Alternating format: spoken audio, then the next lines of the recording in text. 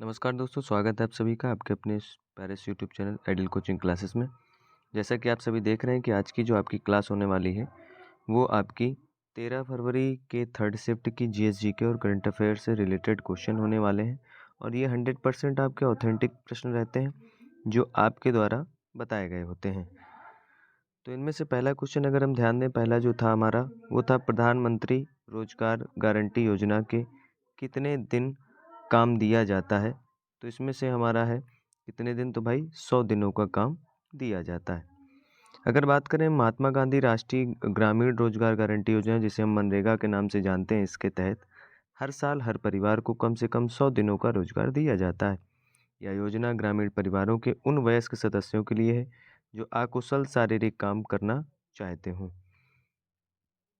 अगला क्वेश्चन था कि भारत की प्रथम पंचवर्षीय योजना किस पर आधारित थी। तो वो थी हैरोल्ड डोमर मॉडल पर। अगर आप एसएससी जीडी का एग्ज़ाम देने जा रहे हैं तो आप कुछ चीज़ें तो आप ध्यान में रख लीजिए। जैसे आप कम से कम पंचवर्षीय योजना तैयार करके जाइए, ठीक है, अनुच्छेद तैयार करके जाइए। और अगर हम बात करें आपके क्रांतियों की, श्वेत क्रांति, ठीक है ना, हरित क्रांति वगैरह, तो क्रांतियों के तैयार करके जाइए। इसी के साथ साथ आप कैबिनेट मंत्री वगैरह देख करके जाइए, इनसे क्वेश्चन आपके बन रहे हैं, ठीक है।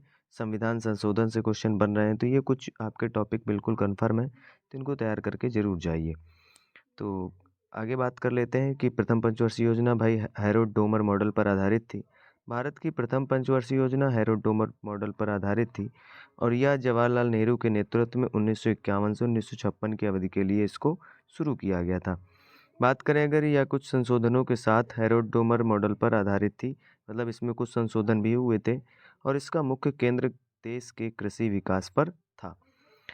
यह योजना सफल रही और इसने 3.6% की वृद्धि दर यानी 2.1% के लक्ष्य से अधिक की हासिल की। बात करें अगर इस योजना के अंत में देश में 5 आईआईटी स्थापित भी किए गए, ठीक है।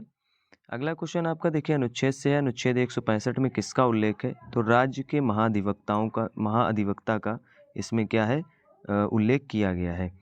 अगला क्वेश्चन यहाँ पर देखने को मिला है कि भारतीय संविधान का अनुच्छेद 44 क्या है। तो देश में सभी नागरिकों के लिए एक समान नागरिक संहिता यानी यूसीसी जिसको हम कहते हैं, ठीक है ना, प्रयास किया जाना। और इसके बाद अगला क्वेश्चन अर्जुन अवार्ड 1961 में पहली बार कितने लोगों को दिया गया था।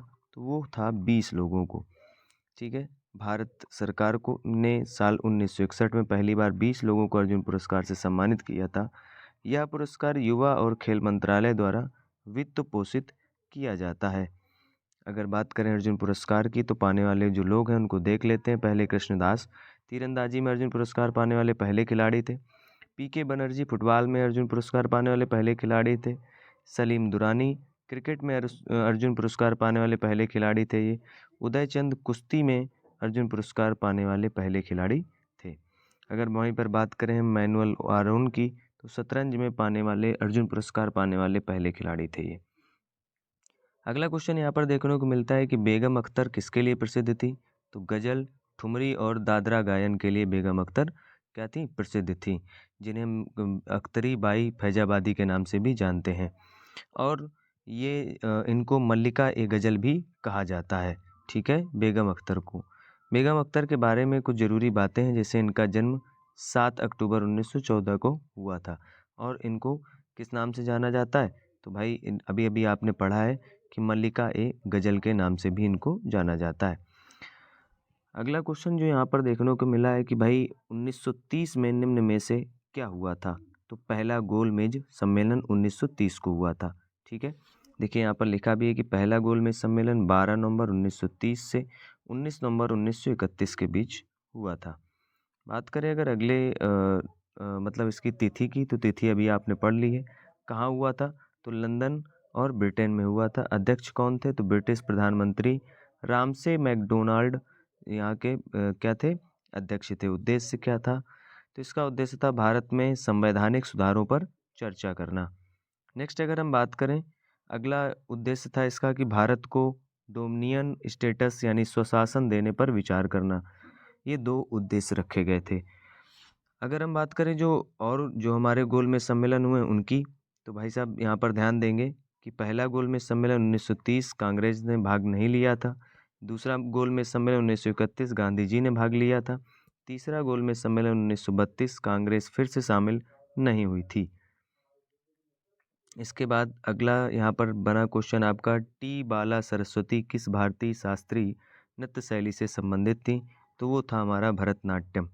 हर्यक वंश का सबसे शक्तिशाली शासक कौन था, या हर्यक वंश का अंतिम शासक कौन था? तो अंतिम शासक थे नागदासक, सबसे शक्तिशाली थे अजातशत्रु।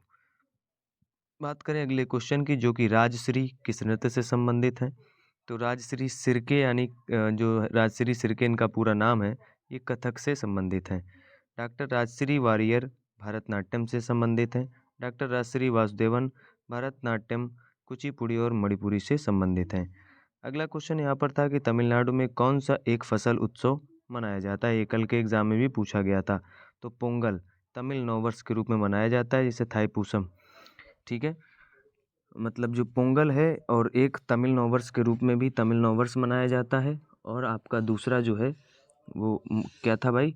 तो वो था हमारा थाईपुसम। नेक्स्ट अगर हम ध्यान दें, तमिलनाडु में पोंगल सबसे बड़ा और महत्वपूर्ण उत्सव मनाया जाता है, जिसको हम पोंगल कहते हैं, और ये 14 से 17 जनवरी तक मनाया जाता है। तमिलनाडु का सबसे महत्वपूर्ण फसल उत्सव है यह सूर्य देवता को समर्पित होता है और धान की कटाई के समय मनाया जाता है। 4 दिनों तक यह चलता है। भोगी पुराने सामान जलाकर नया जीवन शुरू करने का प्रतीक होता है। थाई पोंगल मुख्य दिन जिसमें सूर्य देव को मीठे चावल, यानी जिनको हम पोंगल के नाम से जानते हैं, चढ़ाए जाते हैं। ठीक है। मट्ट पोंगल या मट्टू पोंगल भी कहते हैं, गायों और बैलों की पूजा की जाती है। कानू पोंगल तो भैया परिवार और सामाजिक मेलजोल का दिन होता है। ठीक है। तो वैसे आज की क्लास यहीं पर समाप्त होती है, लेकिन माफ़ी चाहता हूँ क्योंकि आज इतने ही क्वेश्चन मिल पाए। ठीक है।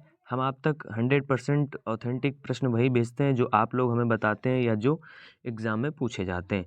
तो मिलते हैं नेक्स्ट सेशन में। प्लीज़ लाइक शेयर सब्सक्राइब करना बिल्कुल ना भूलें। मिलेंगे नेक्स्ट सेशन में, तब तक के लिए सभी को जय हिंद जय भारत।